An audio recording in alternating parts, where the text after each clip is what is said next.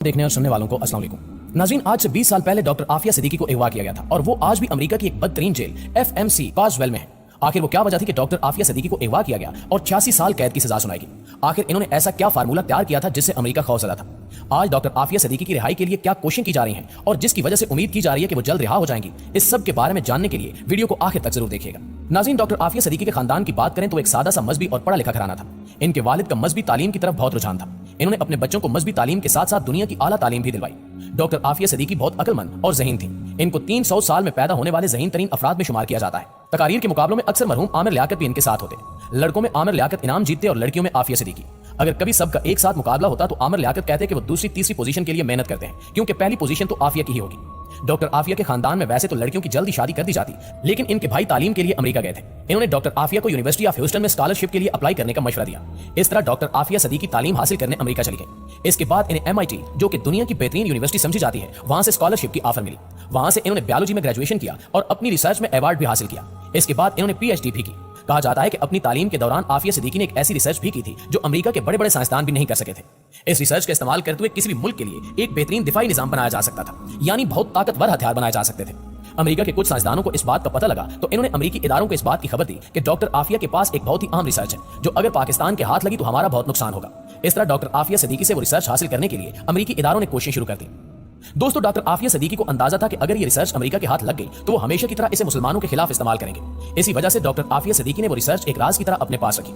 Doctor Aafia Siddiqui एक निहायत ज़हीन खातून थी। इन्होंने ये जहानत बेहतरीन तरीके से इस्तेमाल की थी। इन्होंने एक ऐसा प्लान तैयार कर रखा था कि जिससे मुसलमानों को कुरान की सही मानों में तालीम दी जाती। इन्होंने अपनी पढ़ाई के दौरान तालीमी इदारों में कुछ ऐसी तकारीर भी की जिसमें इन्होंने इस बात का इजहार किया कि अब मुसलमानों को एक साथ मिलकर खड़े होना चाहिए। किस तरह वो बचपन से ही मुसलमानों को कुरान की तालीम दिलवाना चाहती थी। इनका प्लान था कि बच्चे कुरान पर फोकस करते हुए दुनियावी तालीम भी कुरान के जरिए हासिल करें। वो बिजनेस के असूल कुरान से सीखेंगे। इन्हें तिब कुरान के जरिए सिखाया जाएगा। एक मुल्क को चलाने के असूल कुरान और हजरत मोहम्मद सल्लल्लाहु अलैहि वसल्लम की जिंदगी से सिखाए जाएंगे।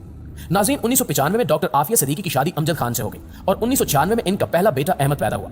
इनकी शादीशुदा जिंदगी खुशगवार नहीं थी। डॉक्टर आफिया की बहन डॉक्टर फौजिया कहती हैं कि एक दफा वो इनके घर इनसे मिलने गई तो आफिया के चेहरे पर जख्म थे। इन्हें स्टिचेस की जरूरत थी। इनके बेटे ने बताया कि अब्बू ने अम्मी को मारा है। जब उन्होंने डॉक्टर आफिया और इनके शौहर से इस बात का सवाल किया तो उन्होंने भी एतराफ कर लिया। डॉक्टर आफिया के 2 बेटे अहमद और सुलेमान और एक बेटी मरियम है। इनकी शादी कामयाब नहीं हो सकी और 2002 में इनकी तलाक हो गई, जिसके बाद इनके साबिक शौहर आफिया पर इल्जाम लगाते रहे कि वो एक खतरनाक खातून है जो दहशतगर्दी में मुलविस है।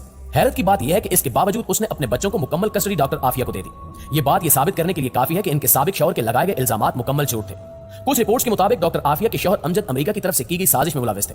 वो इस मकसद से भेजे गए थे कि डॉक्टर आफिया से इनकी रिसर्च हासिल करने की कोशिश करें, लेकिन जब कामयाब न हुए तो डॉक्टर आफिया को तलाक दे दी और डॉक्टर आफिया को अगवा करने का मंसूबा बनाया गया। दोस्तों, अमेरिका में 12 साल रहने के बाद 2002 में डॉक्टर आफिया अपनी फैमिली के साथ पाकिस्तान वापस आई।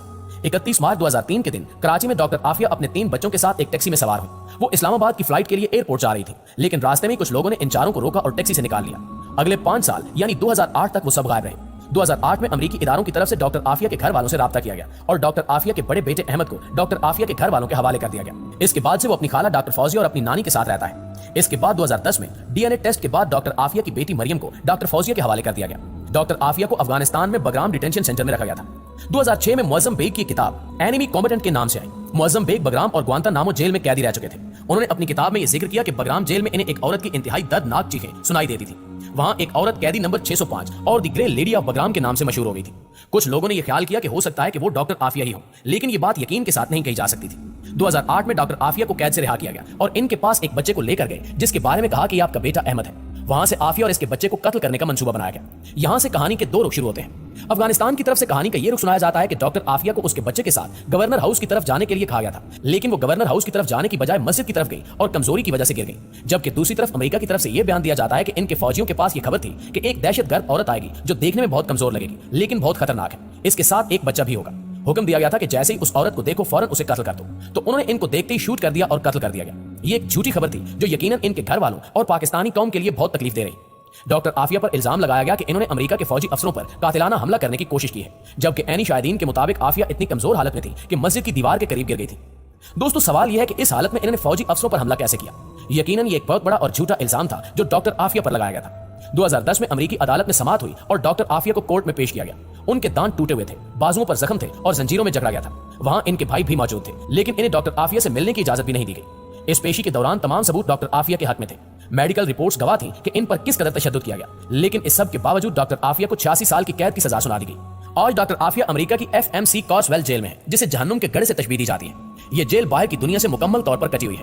वहां इन पर जिस्मानी तशद्दुद, जिनसी ज्यादती और हर तरह का जुल्म किया जाता है। इनके लिए भेजे गए खत भी वापस कर दिए जाते हैं। डॉक्टर आफिया की बहन डॉक्टर फौजिया डॉक्टर आफिया की रिहाई के लिए मुसलसल कोशिश करती रही।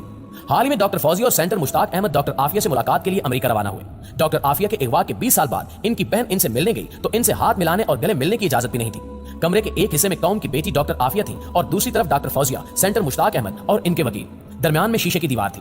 अल्लाह ताला डॉक्टर आफिया की रिहाई और वतन वापसी के लिए की जाने वाली कोशिशों को कामयाब करे और हमें अपने अजीम लोगों की कदर करने वाला